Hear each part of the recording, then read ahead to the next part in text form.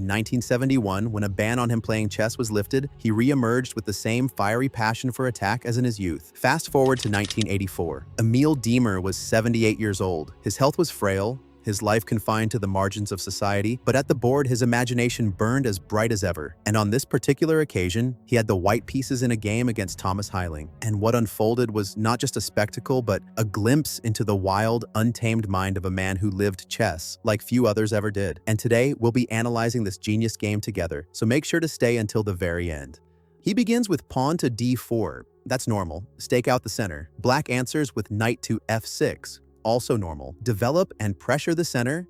Instead of bringing out a knight, Diemer plays pawn to f3. Why f3? It looks awkward, but f3 is a preparatory move. It supports the eventual pawn push to e4 and prevents any immediate knight jump to g4. It is the first hint of his plan. He's building a base to push more pawns forward. Black reacts with pawn to d6. A flexible, modest reply, preparing his own development. Diemer advances pawn to e4. Now the pattern is clear. He wants a broad pawn presence in the center. Black answers with pawn to g6 and then bishop to g7. He's opting for a fianchetto structure, a sensible way to counter a big center in a hypermodern style. Instead of developing knights or bishops, Diemer keeps pushing. Pawn to g4, and when Black keeps the bishop on g7, Diemer goes pawn to g5, chasing the knight back to d7. What's the plan here? He's not wasting time taking material, he's forcing pieces away from key squares, creating targets, and preparing to open lines toward Black's kingside. The knight retreat reduces Black's immediate pressure on the center and gives White time to pile on. White follows with pawn to f4.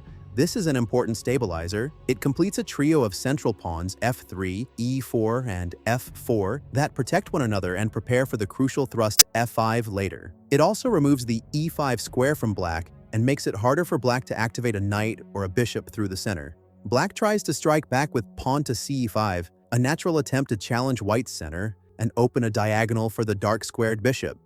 But Diemer answers with pawn to d5, locking the center again. He accepts that opening the diagonal will awaken Black's bishop, but he's trading dynamic possibilities, closed center and space on the kingside in exchange for a temporarily less active enemy bishop. At this point, Black plays pawn to b5, trying for queenside counterplay. That pawn is tempting, but it's also risky. If White takes it immediately, there are tactical considerations. The pawn can't actually be captured, because doing so would allow Black to give a check with the queen on a5, leaving White a piece down. The real point is that after White plays c3, appearing to protect the bishop, Black pushes c3, White recaptures, and then b5, and White loses a piece. So Emil wisely refuses the poisoned pawn. Instead, he stabilizes with pawn to c3, a quiet but strong move, placing a barrier in front of Black's bishop on g7 and strengthening the d4 square. Black reinforces with pawn to a6, and Diemer keeps the tempo on the king's side with pawn to h4. He's expanding on all fronts, preparing h5 and h6 while the center is locked, ready to pry open the g and h files. Black tries b6, finally looking for development, but Emil just keeps pushing. Pawn to h5. At this point, if Black takes the pawn, then queen to h5 would come with crushing threats. So Black avoids it and instead challenges the center, then quickly backs up after Emil pushes pawn to h6. The idea is simple and direct. Chase Black's kingside pieces to awkward squares and make room for his heavy pieces when they finally arrive. For Black, the bishop that had been on g7 is now driven back to f8, and you can already see a positional complaint. Black's kingside coordination is worse, and his ability to castle safely is harmed. If Black had opted earlier for a more direct central break, something like pawn to e5 at the right moment, or had castled quickly, he might have reduced that pressure. But Black plays cautiously and Diemer keeps pushing. With the kingside completely paralyzed, Diemer shifts momentarily to the queenside with pawn to a4. Black captures on d5 with pawn takes pawn, trying desperately to break free, but Emil responds with pawn to a5, slamming the door shut once more. He's doing two things at once, keeping Black busy on both wings so that Black cannot concentrate his forces in one place, and fixing pawns so that Black's queenside counterplay becomes less flexible. So when Black's knight retreats to d7, Emil calmly responds, pawn takes pawn, and the pawn on d5 becomes a fixed thorn in Black's camp, a monster pawn that blocks c6 and denies squares to Black's pieces. That pawn alone makes it very hard for Black to coordinate. Black is in deep trouble here, so obviously he tries to get out of the mess by playing bishop to e7, in hopes to later stir counterplay with pawn to f6 to shake open the g5 pawn and activate his own bishop. But Diemer restarts queenside pressure with pawn to c4 regardless, pushing to open lines on that wing as well. f6 from black. White takes on b5, and when black captures on g5, it looks for a moment as if the trade has given black breathing room. Black's bishop could come out, the queen could join, and an active defense might be possible. But in this position, Diemer answers with pawn to f5, a provocative pawn push that either opens lines immediately or tempts black into recapturing into a worse structure. That is the essence of his style. Create the imbalance, invite the opponent to accept it, and then exploit the structural and timing consequences. At this specific moment, black had a practical defensive resource: castling. If black had castled kingside before the g-file opened up, many of Diemer's later ideas would have been harder to execute. But Heiling chooses to capture and accept the complications instead of hiding the king. And that decision is one of the turning points. It gives Diemer the square he needs for his queen and knights to strike. After black captures on f5 and the pawn trades are settling, Diemer places queen to h5 with check. It's his first non-pawn move. Everything up to here has been pawns, 17 pawn moves in total, launched to build a platform.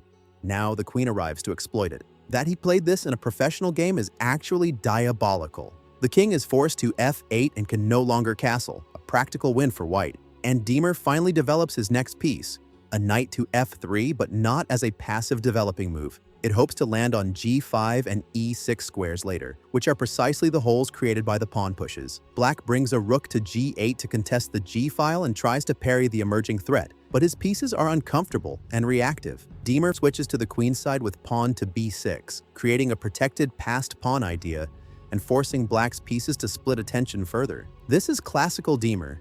Build threats on one side, then suddenly create a second wave on the other side so the opponent cannot parry everything. Black's bishop lands on b7 to target d5 and put pressure on white's central pawn, but the d5 pawn remains well defended and keeps c6 off limits for black. Black's knight on b8 is still staring at the same problem the whole time: no squares. Diemer completes development slowly but with purpose. Knight to c3 to protect the d5 pawn. Queen was already on h5, and everything is aimed at black's exposed king and holes in black's position. At this point, black tries to seize the initiative on the dark squares. A knight swings in from f6, attacking white's queen on h5. But instead of retreating, Diemer throws thunder. He captures on g5 with his knight, deliberately sacrificing his queen. Black has no reason not to take the queen, and he does. But that's exactly what white wanted. The knight immediately leaps to e6 with check, forking king and queen. The king is forced to move, and the knight scoops up black's queen on d8. It looks like an outrageous queen sacrifice, but in reality, it's a tactical trap where white gets the material back and leaves black's king stranded in the center. Black considers capturing the knight on d8 with the king, but then white would simply recapture on h5 with the rook. So instead, black tries counterplay. The knight from g3 hops in with a fork, attacking white's bishop and rook. Now things look sharp. White's knight on d8 may not survive, and the rook on h1 is hanging. But Diemer has another resource. He uses the knight on d8 to capture the loose bishop on b7. Yes, his rook on h1 is lost immediately afterward, but the exchange leaves him with a better grip on the board. Technically, he's now down the exchange, a rook against a bishop, but positionally he's miles ahead. Diemer develops his dark squared bishop to f4. This is a powerful move because it threatens the weak pawn on d6. With two attackers on that pawn, and only one defender, black has to scramble. He brings a rook to g6 to add defense. For the moment, d6 is secure, but now all of black's forces are tied to defense, while the rook on a8 and knight on b8 still haven't moved. And then comes a shocker: Diemer castles long. Castling queenside at move 27 may look late, but it instantly activates the rook on d1 and clears the way for the rook to join the fight through the e-file. Black tries to regroup by moving the knight from h1 to f2, hitting white's rook, but that only gives Diemer tempo. He slides the rook to e1, pinning black's bishop to the king, and now the bishop on e7 is frozen solid. Black attempts to sidestep the pin with king to d7, and here Diemer unleashes another thunderbolt: knight sacrifice on b5. The idea is venomous. If black accepts, the sequence is forced. Bishop takes b5 check, king steps to c8, then rook takes on e7, and rook to c7 is unstoppable. The pawn on b6 supports the rook perfectly, covering escape squares. That line ends in mate. Recognizing the trap, black doesn't take on b5. Instead, he places the knight on e4, blocking the rook's path and aiming to eventually grab that knight. But Diemer answers with yet another sacrifice, rook to e5. If black captures, bishop to h3 comes with decisive threats. After that, the king is forced onto dark squares, white's knights jump in, and the attack crashes through. In nearly every branch of this variation, the pawn on b6 or the pressure on c7 delivers the fatal blow. So black declines again, playing rook to g1 instead, pinning white's bishop and trying to eliminate the glue holding white's attack together. White calmly retreats his rook to free the bishop, but black finds a practical shot. Takes bishop on f1. White recaptures, and now black finally swallows the knight on b5. For the first time, white's queenside structure looks damaged, but Diemer strikes back by activating the rook along the g file. Black, feeling the squeeze, moves the king to c8, adding pressure on the knight. Diemer responds by taking on d6 with the knight. When black recaptures, white's bishop takes back on d6, and suddenly the entire black position is a cage. The knight on b8 and rook on a8 remain undeveloped. They've been passengers the entire game. Only on move 35 does black's knight finally jump to d7, but it's already too late. White's rook swings to g8 with check. The king flees to b7 to cover the rook on a8, but Diemer doubles with rook to g7. Now both the pawn on h7 and the knight on d7 are under fire. Black tries repeating moves to fish for a draw, but Diemer refuses. He captures the pawn on h7 instead.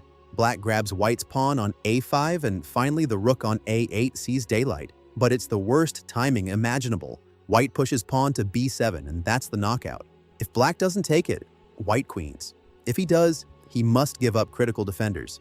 In fact, black is forced to throw the knight on d7 in the way. The king moves to c8 trying to fight back, but Diemer ends it with one last sacrifice, pawn to h7. If black captures, the pawn promotes and the new queen ends the game. Black gives a desperate check from the a-file, but white calmly moves the king to c2.